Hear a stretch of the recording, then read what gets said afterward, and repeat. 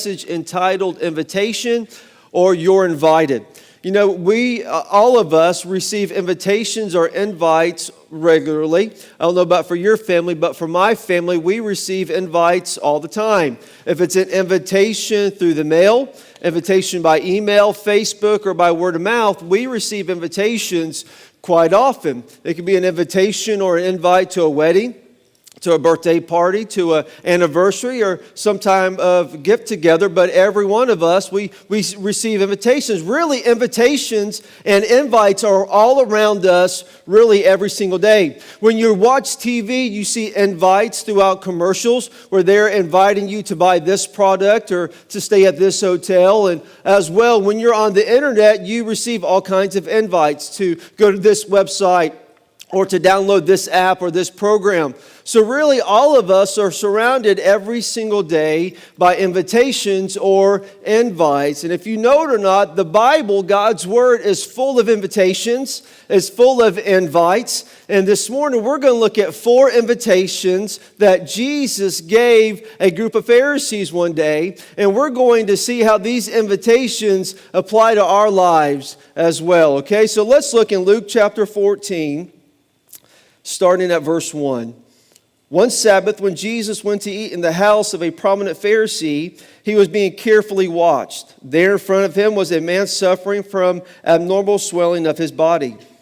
Jesus asked the Pharisees and experts in the law, "Is it lawful to heal on the Sabbath or not?" But they remained silent. So taking hold of the man, he healed him and sent him on his way. Then he asked them, "If one of you has a child or an ox that falls into a well on the Sabbath day, will you not immediately pull it out?" And they had nothing to say. When he noticed how the guests picked the places of honor at the table, he told them this parable. "When someone invites you to a wedding feast, do not take the place of honor, for a person more distinguished than you may have been invited. If so, the host who invited both of you will come and say to you, 'Give this person your seat.' Then humiliated, you will have to take the least important place. But when you are invited, take the lowest place, so that when your host comes, he will say to you, 'Friend, move up to a better place.' Then you will be honored in the presence of all the other guests. For all those who exalt themselves will be humbled, and those who humble themselves will be exalted." Then Jesus said to his host, "When you give a luncheon or dinner, do not invite your friends, your brothers or sisters, your relatives, or your rich neighbors. If you do, they may invite you back, and so you will be repaid.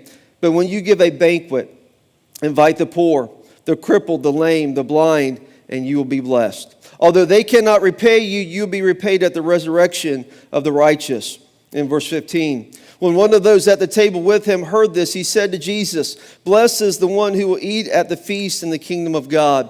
And then Jesus replied, "A certain man was preparing a great banquet and invited many guests. At the time of the banquet, he sent his servant to tell those who had been invited, 'Come, for everything is now ready.'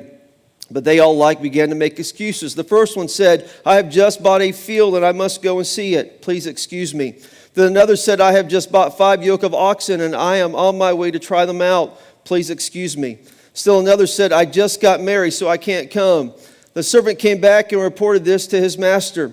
Then the owner of the house became angry and ordered his servant, 'Go out quickly into the streets and alleys of the town and bring in the poor, the crippled, the blind, and the lame.' 'Sir,' the servant said, 'what you ordered has been done, but there is still room.'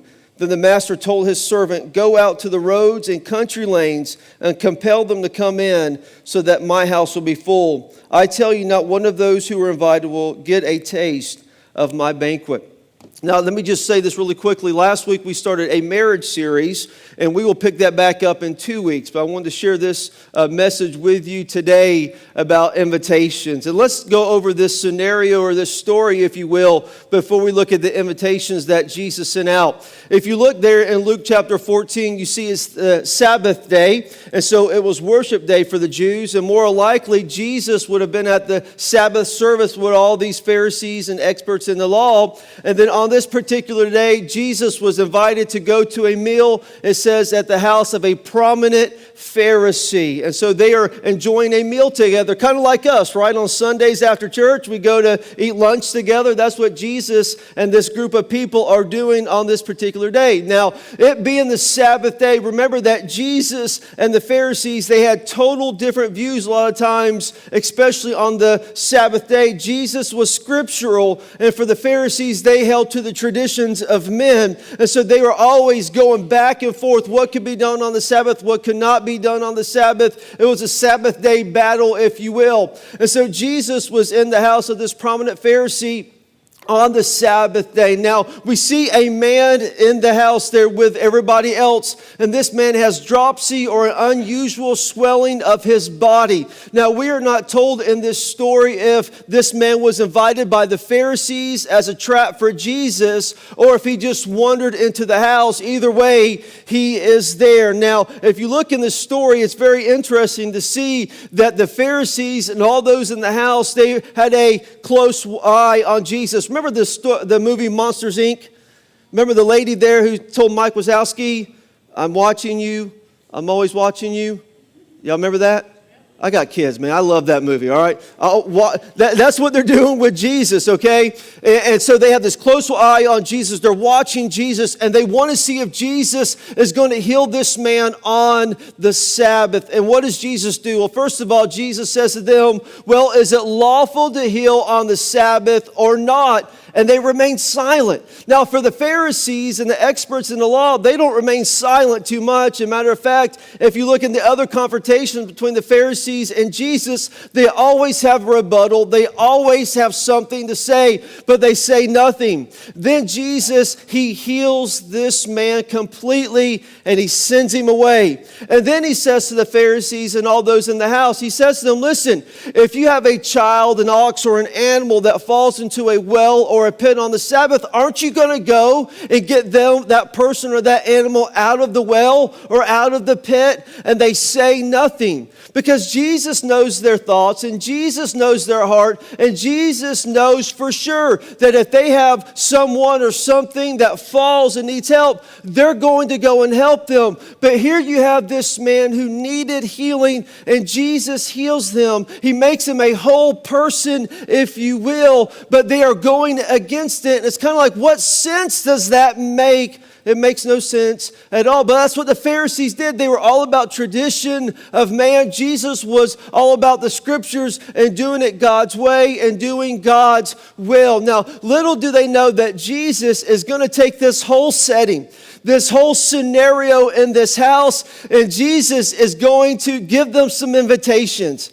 And I think the invitations that Jesus gives the Pharisees and the experts in the law on that day are some invitations that you and I absolutely need in our lives. So let's talk about the invitations that Jesus gives the Pharisees, the experts in the law, and if you will, us today. The first invitation is this. Invitation number one, to live a life of humility. Now, I just love this. Jesus takes three scenarios or three settings combined in this whole story, and he takes it as invitations again. In the first one, he goes against their places of honor, or their seats, if you will. Now, just imagine in Jesus' day, this is the table, this is the setting where everybody is seated. And the place that everybody wanted, if you were an invited guest to that banquet, you wanted to sit beside the master of the banquet. You wanted to be near the head of the table. For the Jews in that day, it was a prestige thing. It was a prideful thing. It was an ego thing. It was a, hey, look at me. Look where I'm sitting. That was the thing to do. Look at me. Look where I'm sitting. I'm somebody. And if you were near the master of the banquet, you're a VIP. I mean, you were high class. You were doing good. And so Jesus says, as if you're invited to a banquet, he says, listen, don't go to the most important places, because what may happen? He says, if you go to, say you're the first at the party, and you're first at the banquet, and you see that seat available that you really want, but that's not really your seat, but you rush to it because you're the first. It's kind of like Black Friday. You know, on Black Friday, everybody's there, stayed up 24 hours drinking Starbucks just to get that one TV for $50, you know, and everybody's trampling over. That's what it was like in the Jewish day. When they saw that seat, they rushed to that seat and got it. And what did Jesus say? Listen, don't do that. Because what happens if someone more important than you comes behind you? Then the master of the banquet has to come to you and says, hey, get up. That's not your seat. This person is more important than you. And then you being humiliated and embarrassed and ashamed, you have to pick a lower seat. And Jesus totally goes against their train of thought because, again, they want to be seen. They have pride, this I call it the Pharisaical attitude. And when the Pharisaical or Pharisee attitude is this, the Pharisees had this attitude about them that said, I'm better than you. And I know more than you, and I'm more religious than you, and I'm more righteous than you, and I know the scriptures better than you, and hey, let me show you how to do it. Remember the story in Luke chapter 18, Jesus gives the Pharisee and the tax collector, remember that story? And they're both going up to the temple to pray at the time of prayer. And first of all, the Pharisee has to stand up. He has to pray first. He has to be seen, and he prays all about himself. And basically he says, Lord, you know I give my tithe, and you know I do all of this, and thank you, Lord, that I'm not like this tax collector. I mean, he is high, and he is mighty, and he is very proud and egotistical, and basically he's not praying for God to hear him. He's praying for everybody else to hear him and everybody else to see him. And then you have the tax collector, and the tax collector, it says in the story, he will not even look up to heaven, but instead he beats his chest. And he says, God, forgive me, a sinner.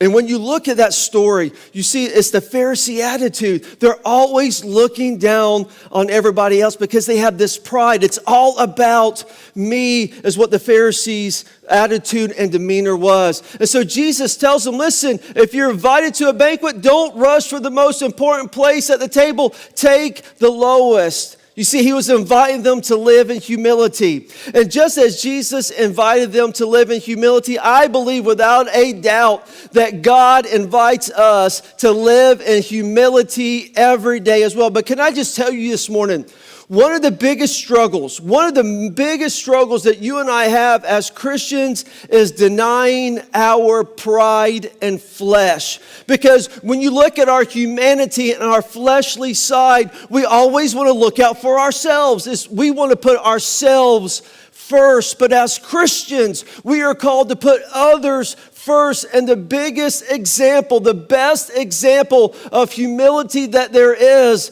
Jesus Christ. You see, Jesus, it says about him that he was humble and that he was meek. Matter of fact, in Philippians chapter 2, it says that Jesus humbled himself and became a servant and gave his life away on a cross. You see, Jesus was humble. He demonstrated humility. He's our best example of what it means to live a humble life. And so for every single one of us, Jesus invites us not to take the greatest seat at the banquet, but to take the least seat, to put others before ourselves, to honor others before ourselves, to lift others up in the Lord. You know, the Bible talks about pride quite a bit. And when we look at humility versus pride, we know that humility is a lowering of self, where pride is an elevating of self. And we know, according to 1 Peter chapter 5, it says to humble yourselves before the Lord and allow him to lift you up in due time. In Colossians chapter 3, it says, clothe yourselves with compassion, kindness, humility, gentleness, and patience. We are to put on humility every single day. When we put on humility, we are putting others before ourselves. You know what a prideful attitude says? A prideful attitude says, I can do it myself. A prideful attitude says, I don't need anybody else. I'm good. I don't need you. I don't need you to minister to me, to pray to me. I got it all figured out. I don't need anybody else. That's what a prideful attitude says. A humble attitude says, first and foremost, God, I need you. Before anything else, God, I need you. If there was one thing the Pharisees needed to hear, was that they needed God. They had tradition, they had religion, but they were missing the Lord. You can have tradition, you can have religion, but if you're missing the Lord, you've missed the whole thing. And so Jesus gives them an invitation to live in humility. You see, it's not about being first. It's about being last. Remember, Jesus said that the first will be last and last will be first. Remember the disciples. The disciples were all about trying to jockey for position and vying for position. Remember one day Jesus, when they were walking along the road, Jesus asked his disciples, hey, what you guys talking about? And they didn't really want to fess up to what they were talking about because they were arguing about who was the greatest. You know, they wanted to be Jesus, who's the greatest out of all of us? Who's the greatest? And Jesus is looking at them like, you guys don't get it. It's not about being the greatest, it's about being the least. And for us as Christians, when we are invited to the banquet, if you will, or come into a relationship with God, it's not about being the greatest. It's about being the least. And for our first invitation, it's an invitation to live for and with humility. Second invitation that I believe Jesus gave the Pharisees and the experts in the law and us is to not show favoritism. If you look in your story there, Jesus goes from this banquet and he's talking about if you're invited, don't pick the best place, pick the lowest place. And then he says this. He says, listen, if you give a banquet and you have this whole spread ready to go and you give a banquet, here's the invitation list. Now, for the Jews of that day, they were all about inviting their rich neighbors and their friends and their relatives. And why would they do that? It was because they could be repaid. You see, they had two trains of thought. First of all, when they invited someone, they invited them because that person could repay them. Or they invited someone because they had already been invited to their party. And so they had a select class of individuals, a select class of groups, if you will, that they invited. And if that person, they would not invite anybody that could not reciprocate it. They wanted it in return, something in return. They want to be invited back to a different party, if you will.